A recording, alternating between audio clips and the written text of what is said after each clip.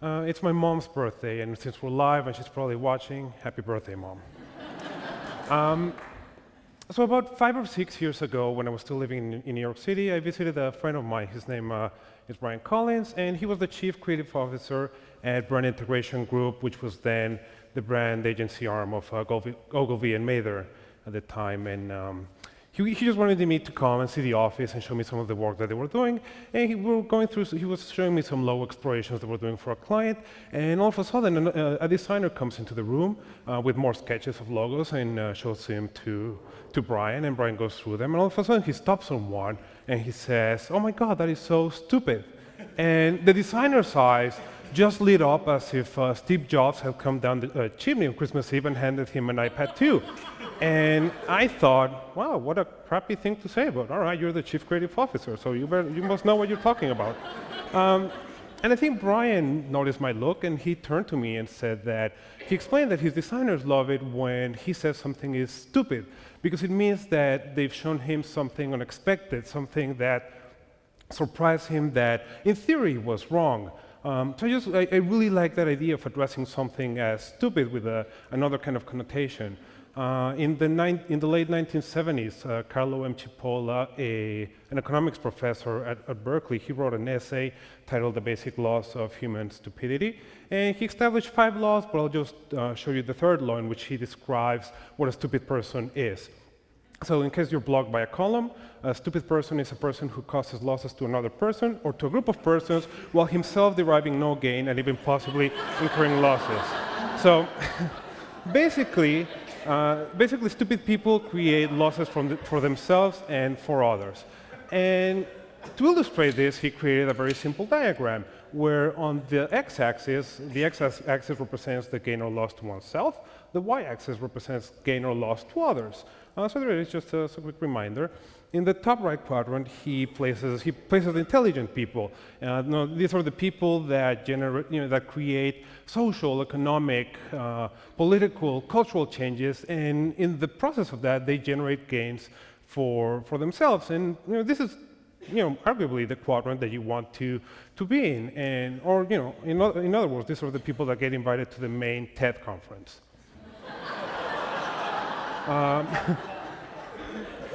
Below it are the bandits, those that can generate a gain for themselves, but a loss for others. Basically, they're douchebags.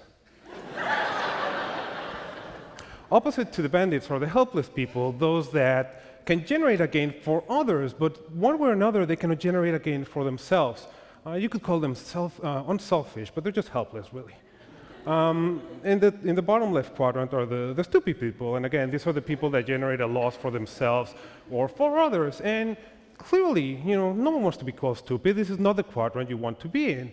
But I think there's a case to be made for stupidity. And don't get me wrong. I think stupid is stupid, and real stupid behavior should not be tolerated. So, for example, driving while intoxicated is seriously stupid because you put yourself, you're risking your life and you're putting the lives of others at risk. But if you make a very simple change in your actions, you can turn the situation around. So instead of driving while intoxicated, you could be dancing while intoxicated. You're still doing something stupid. You're probably doing something like this, or something like that.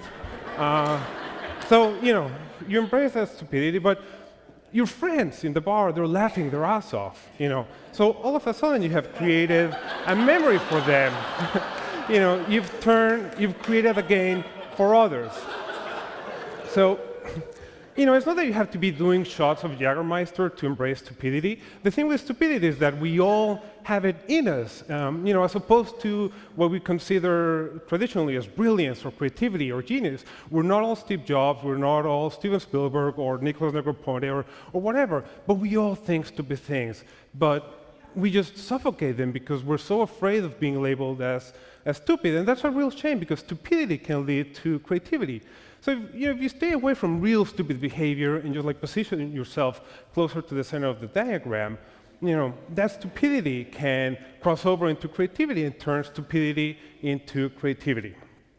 I'll show you my favorite example of stupidity as creativity.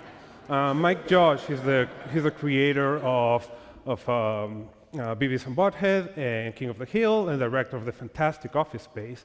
And in 2006, he released Idiocracy. Now, Idiocracy is about an everyday dude played by Luke Wilson, who is part of a military hibernation experiment that goes wrong, and he wakes up 500 years into the future, a very sad future, where the world has become literally stupid. Its citizens are the dumbest in history. Crumbling buildings are held by rope, as if that's going to keep them together somehow. The #1 show is called Ow, My Balls. Corporations have taken over everything from clothes to the courtroom, and commercialism has run rampant, as evidenced by the size of that Costco. So the plot is stupidity, but Mike Judge has taken that stupidity to create hilarious creativity. That's just a sign that didn't fit on the side of on the facade of a building, so you just had to crumble it down.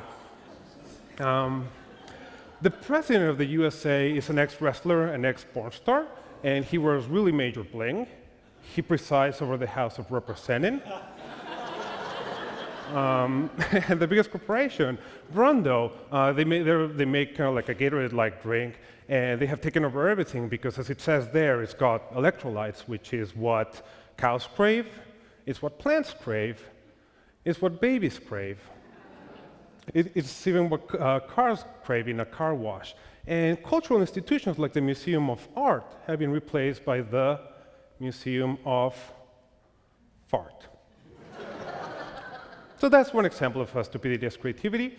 Another example, Matt Stevens is a graphic designer and creative director in Charlotte, North Carolina. And for no reason other than personal amusement, he decided it would be fun to rebrand Dunkin' Donuts, everything, logo, cups, t-shirts, boxes, whatever.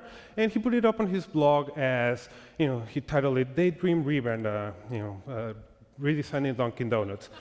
And he spent about 20 or 30 hours on it, no expectation of financial gain, perhaps some self-fulfillment, but really self-fulfillment, what's the big deal? And he wasn't really creating a gain for others. So based on Chipola's law, that's just stupid, but not so in my mind.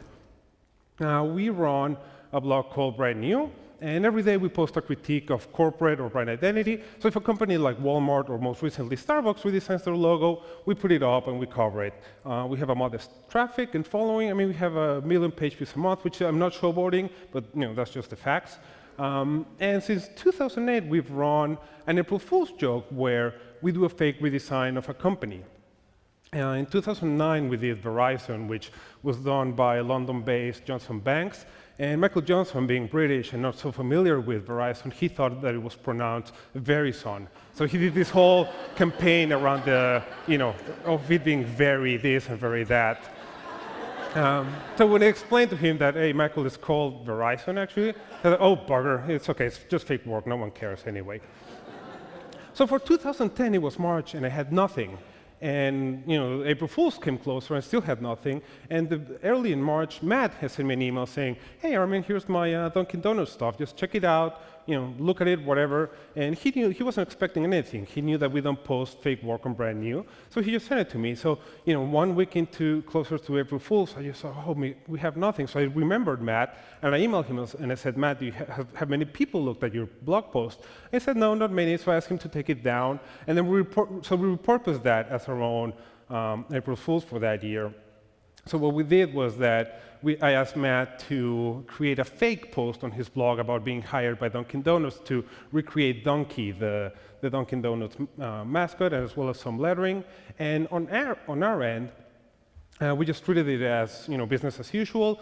We did some background on the company and some background information and the identity in application. And being April Fools, people expect to be joked on. But I think people just saw this, and there's no way anyone in their right mind would spend enough time on fake work to this extent. So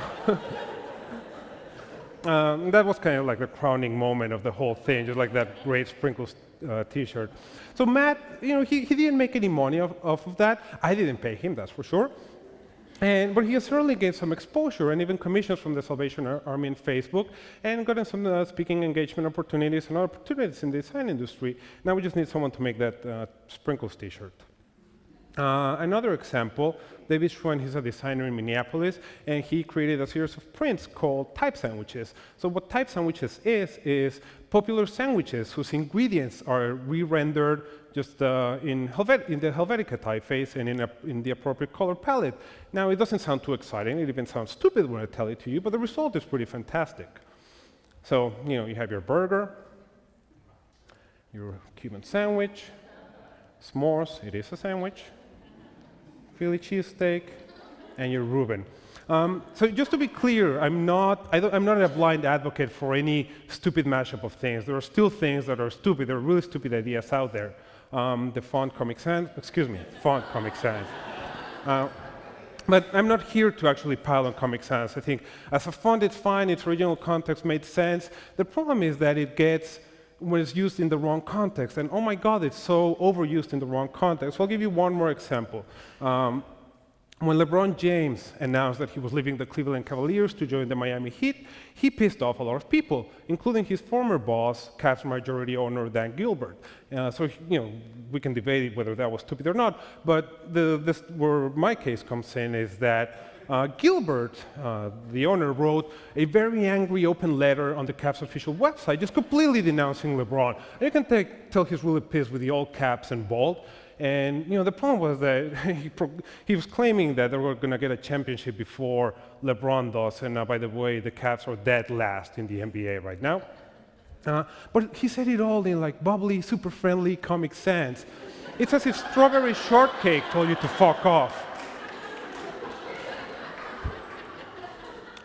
So I can speak with a little bit of authority on this whole subject of stupidity because I am prone to a lot of stupid ideas, and sometimes I even act on them. Last month, I gave our intern an assignment, and I said, Lauren, I have this really stupid idea that I want to do for a while. Now that you're my intern, you have the honor of doing it for me. So all those cover lines on magazines that promise you the best sex of your life or to show you the 50 best places to touch someone? My idea was to extract those cover lines from the original context, recreate the exact typesetting, and just mash them all up as this ludicrous collection of promises. So the result is 69 magazine cover lines that will blow your mind. It took our intern a solid week to typeset everything, and it took me a couple of days. You can see, it's kind of funny. So there is no real point to the site other than to attract viewers, and even then there is no advertising or anything that directly benefits us. It was just it's gotten like 20,000 page views, which is fine, but nothing amazing. It's just something that I wanted to do, that I wanted to put out there, despite how stupid it sounds. Another personal example. So you use Netflix. You know that when you rate a movie, then Netflix comes back with a series of recommendations that it thinks you would like. But they didn't think that their system was good enough. So in 2007, they launched the Netflix Prize, which would award $1 million to anyone that could improve the recommendation engine by a mere 10%. And that was, I thought that was interesting, but I thought there should be a kind of public service website that did the opposite, one that recommended wrong. So I created this Lexflix. So the premise of the blog is that every day I would put up any movie, and in the comments, people would do the wrong recommendations. So I'll show you some examples. If you liked A Few Good Men, there is no real reason why you would like Planet of the Apes, except that men, apes, there's something there. If you liked A Few Good Men, there's no reason why you would like 300, although there were a few good men in that movie. As a straight guy, the abs in that movie, fantastic. If you like A Few Good Men, there's no reason why you would like The Full Monty. There were a few men, but they were not very good. I'll let you read this one since you got the gist now. All right. So you're clearly laughing because it is funny. But the problem is that if I kept doing this for 2 or 3 hours, not that I have 2 or 3 hours to do this, but if I kept at it, you would eventually be bored. And that's what happened to the site. We started great. We had 25, 30,000 page views a day, lots of great wrong recommendations, and that just slowly tapered off over the course of 2 months, where we ended up with 25 or 30 page views a day. And I just closed the site at the 3rd month. And I spent a lot of time on this blog, and I really expected it to do really well and be mentioned in magazines or whatever, but it didn't. It just completely failed, and I'm perfectly fine with that because I created something like the drunk dancer at the beginning of the talk. I created something memorable for me, for those that participated at the time, even for you just now. I mean, you were enjoying it. So they're minimal gains, but they give me confidence to do something else, to chase the next stupid idea. And I really hope that more people chase those stupid ideas, because it seems like we're all so concerned about chasing the next great idea, the next hot startup that will be bought by Google, or the next gadget that will kill the iPhone, or the next avatar that will break the box office. And everybody avoids the obvious, and we really, really shouldn't. So just to conclude my case for stupidity, I think there are a few things to remember.